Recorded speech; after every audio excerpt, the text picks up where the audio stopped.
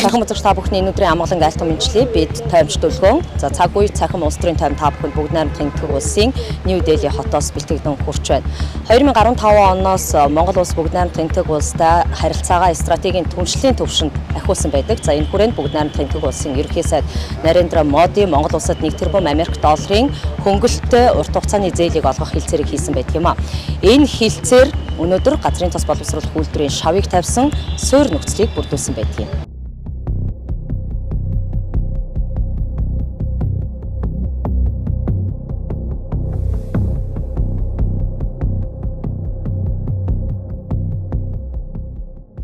Монгол улсад газрын тос боловсруулах үйлдвэр барих төсөл хэвийн үргэлжилж байна.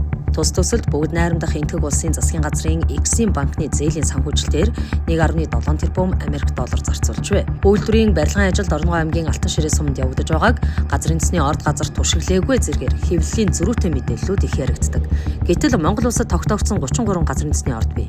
Үүний ердөө 3 талбайд л газрын тос олборлох үйл ажиллагааг гадаадын компаниуд гүйцэтгэж байна. Газрын тосны боловсруулах үйлдвэртэй болох нь Монгол улсын хувьд геоэдийн засаг, геостратегийн чухал алхам. Нэг талаар энэ төслийг гацаах сонирхол хөрш орнуудаас мэдрэгдэхийг үгүйсэх аргагүй, зүйн бусдаас огт хамааралгүй өөрийгөө тээж явах хүсэл эрмэлзлэл тусгаар тогтносон улсад байх ёстой. Харин үүнд чөдөр тушаа болохыг хүссэн этгээдүүд газрын тосны үйлдвэрийн төслийг гацсан мэтээр хэвлэлийг төөрөгдүүлж байгаа нь үндэсний эрх ашигт харшилсан үйлдэл юм. Энэ манай Монгол улсад аж үйлдвэрийн цоон шин одоо салбар өөрөөр хэлбэл эдийн засгийн маш том тулгуур бий болох гэж байгаа. Эдийн засгийн том өнөөдөр одоо бид нэр Эрдэнэс 5-7 ингээд улсын үйлдвэрийн том газруудыг бол мэднэ. Газрын тос боловсруулах үйлдвэр гэдэг бол тэднээс одоо тэдний нэг болно гэж би бол бодож байгаа. Монгол улсыг бас эдийн засгийн улс орных эдийн засгийн нуруунд дээр авч явах бас том үйлдвэр бий болж байгаа. Тэгэхээр энэ үйлдвэрийн төслийг бол яаж хэрэгжиж байгааг бид бол одоо бас телевиз, радио, сошиал медиа тогтмол бол мэдээлж байгаа. Тэгээд энэ одоо зарим улс төрийн шин чанартайгаар энэ үйлдвэрийн төслийг үгүйсгэсэн тийм ээ. Эсвэл одоо утаасан, гүжирдсэн ийм мэдээлэл явж байгаа. Энийг бол одоо энэ бол бидний ажлыг нэг юу ахгүй л дээ, хойш нь татахгүй. Гэхдээ үнэхээр садаатай. Энэ үйлдвэр болоо тиймнээс болоод ингээд зогсч нь барьч энэ гэсэн байхгүй. Яг л энэ чинь бодит ажил учраас тийм ээ. Тэгэхээр ингээд ер нь бол ажил хийж байгаа бидэрт бол маш их садаатай байгаа л да. Тусгаар улсад байх ёстой үндсэн үйлдвэрүүд гэж байгаа. Өөрөөр хэлбэл тусгаар тогтносон улс байна. Энэний нэг тулгуур үйлдвэр нь бол энэ нефт боловсруулах өөрсдөө эрчим хүчний хараат байдлаас ангид байх. Энэ хамгийн стратеги ач холбогдол нь байгаа. Тийм учраас манай энэ нефт боловсруулах үйлдвэр эхний энэ үйлдвэр маань ашиглалтанд орсноор бид нар ер нь нэг импортын хэрэглээний 50 орчим хувийн бүтээгдэхүүнээ өөрсдөө үйлдвэрлэдэг. Бас өндөр чанарын нефт бүтээгдэхүүн үйлдвэрлэдэг болж байгаа эхний түүхийдүүдээ. Ингэснээр бид бол юу гэхээр бие даасан байдал маань бий болно. За мэдээж үний хувьд давуу байдал нь ямар байдлаар үүсэх вэ гэхээр гол нь бол бид нар нөгөө доктортой нийлүүлэлтээс гадна манай Монгол улсын төлбөрийн тэнцэлд бол томоохон одоо алдагдлыг хүлээлгдэг бүтээгдэхүүн бол нефт бүтээгдэхүүн байна. Бид нар жилдээ 2 тэрбум орчим доллар одоогийн байдлаар манай төлбөрийн тэнцэл сөргөөр нөлөөлдөг. Бид бол одоо нефт бүтээгдэхүүний 100% импортоор авдаг. За энийхээ 50%-ийг үйлдвэрлэнэ. Тэгээд энэ төслөө амжилттай хэрэгжүүлсний дараа бол биднэрт таны асуусан геолог хайгуулын судалгааг бол бид нар энтхэг болоод бусад орнууд өөрсдийнхөө нөөц болцоогоор нэлээд хайж нөөц баялгаа нэмэгдүүлэх ёстой. Ингэхийн бол бид бас цаашдаач энэ эдийн засгийнхаа хэрэгцээг дагаад энэ үйлдвэрээ өргөтгөх ийм ч ажлыг бас хийхийг бол үгүйсэх байна. Монгол улс бүгд найрамдах энэтхэг улстай 2000 жилийн тэртээс холбоо харилцаа тогтоож ирсэн байдаг. Дэлхийн тавцанд Монголыг бүрэн хүлээн зөвшөөрсөн анхны социалист бус орн бол энэтхэг. Энэ нь Монгол улсын засгаар тогтнол үнэтэй хувь нэмэр оруулсан байдгийг. Харин энэ удаад газрын тосны боловсруулах үйлдвэрийн төслөөр дахин Монгол улсын засгаар тогтнолыг баталгаажуулж байна. Бүгд найрамдах энэтхэг улс бол Монгол улсын тусгаар тогтнолыг хүлээн зөвшөөрсөн анхны социалист бус орн, мөн Монгол улсыг нэгдсэн улсны байгууллагын гишүүн орн болоход хамгийн гол түлхэц үзүүлсэн оюун санааны хөршлөгчүүлээ. Энэ ч үднээсээ тус улсын хөнгөлөлттэй зээлийн нөхцлөөр баригдаж байгаа Монгол улсын газрын тос боловсруулах үйлдвэрийн төсөл нь хоёр орн дахин хамтран Монгол улсын тусгаар тогтнолыг бацтган бэхжүүлж байгаа чухал алхам болж байна. Мэдээж одоо энэтхэг улсын засгийн газраас хөнгөлөлттэй зээлээр хэрэгжүүлж байгаа манай улсад одоо баригдаж байгаа газрын тос бол энэтхэг улсын бусад гадаад улс орнууд хэрэгжүүлж байгаа хамгийн том төсөл гэж байгаа. Өөрөөр хэлэх юм бол 1.7 тэрбум Америк долларын үнэлгээтэй. Тэгээ энэ үйлдвэр бол 27 онд ашиглалтанд орно. За энэтхэг улсын ерөнхийлөгч Нарендра Моди Монгол улсын ерөнхийлөгч хөрсөлтөд уулзах үеэрээ энэ газрын тосны үйлдвэрийг нэлээд онцолж ярьж байна л. Тэгээ талууд бол хоёр талын хамтран хэрэгжүүлж байгаа хамгийн сайн төсөл.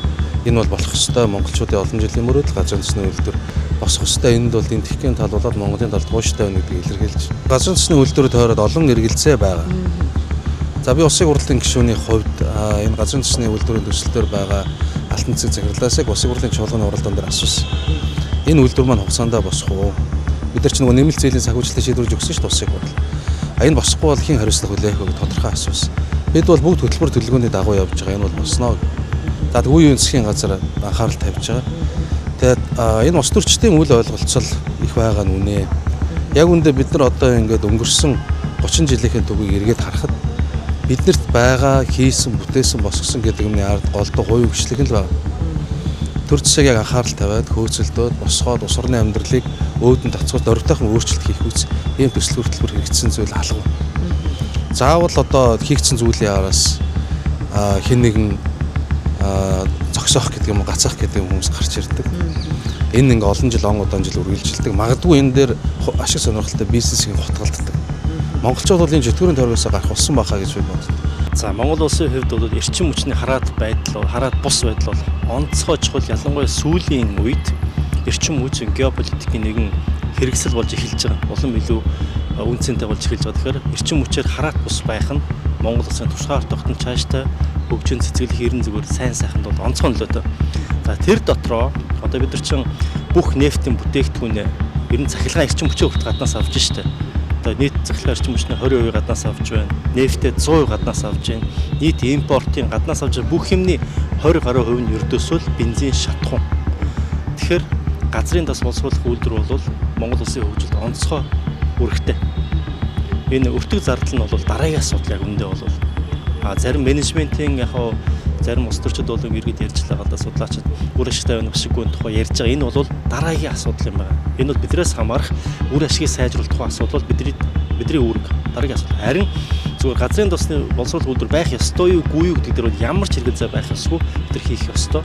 Тэр зам энэ 3 40 хөрш гэгдэж байгаа энэтхэг устай хамтраад хийж байгаа нь бол бүр бодлого маш зөв гэж бодож байгаа. Тэгэхээр энийг бол бид нар эргэлзэхгүйгээр жижиг сажиг зүйлийг том эр ашигтайгаа холихгүйгээр, хутгахгүйгээр, хоорондын улс төрийн жижиг зодон болгохгүйгээр энэ газрын тосны үйлдвэрийг зайлшгүй амжилттайгаар дуусгаад ашиглалтанд оруулах ёстой. Цаашдаа тэгээд нефтийн нөөцөө нээж илрүүлэх, их усрыг нэмэгдүүлэх, ер нь бол шатхуун, тос, бус төр нефтийн бүтээгдэхүүнээр эрчим хүчээр хараад бус байх талаар бол тууштай бодлого барих ёстой гэж бодож байна. Газрын тос боловсруулах үйлдвэрийн наривчилсан хөрөнгө оруулалтын зардлын өөрчлөлтийг 2023 онд дахин тооцоолж, техник эдийн засгийн үндэслэлийн тооцооллыг уулуурхай хүнд үйлдвэрийн яамны эрдэс соёлын мэргэжлийн зөвлөлийн өргөцгсөн хуралдаанаар 2023 оны 9-р сард хэлэлцүүлсэн байдаг. Тус хуралдаанаас төслийн нийт хөрөнгө оруулалтын зардал 1 тэрбум 698 сая 221 ам доллар болж байгааг үндэслэлтэй гэж үзэн баталгаажуулжээ.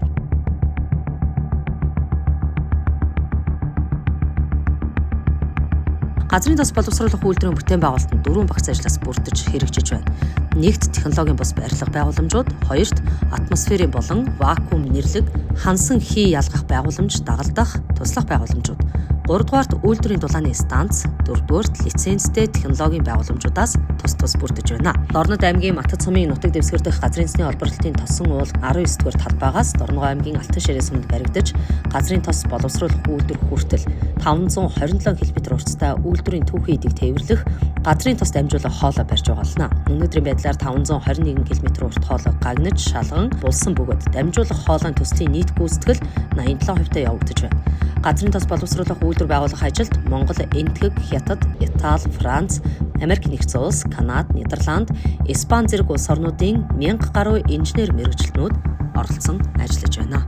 Монгол Улсын ерөнхийлөгч Ухнагийн хөрс өвхийн ерөнхий сайдаар ажиллаж байхдаа эхлүүлсэн гол чухал төслүүдийн нэг бол газрын төсний боловсруулах үйлдвэрийн төсөл юм. За энэ төсөл одоогийн байдлаар бүгд найрамдах Энэтхэг улсын холбогдох мэргэжлийн инженеруудын оролцоотойгоор амжилттай үргэлжилж байна. Одоогоор албаны их сурвалжуудын өгч байгаа мэдээлэлээр 2027 он гэхэд газрын төсний боловсруулах үйлдвэрийг барьж дуусгаж ашиглалтанд хүлээлгэж өгнө гэдэг мэдээлэл байна. Цаг үе цахим улс төрийн тавьтай хамт байсан үзэгч та бүхэндээ баярлалаа. Тойм мэдээллийг бүгд найрамдах Энэтхэг улсын Нью Дели хотоос бэлтгэн хүргэлээ.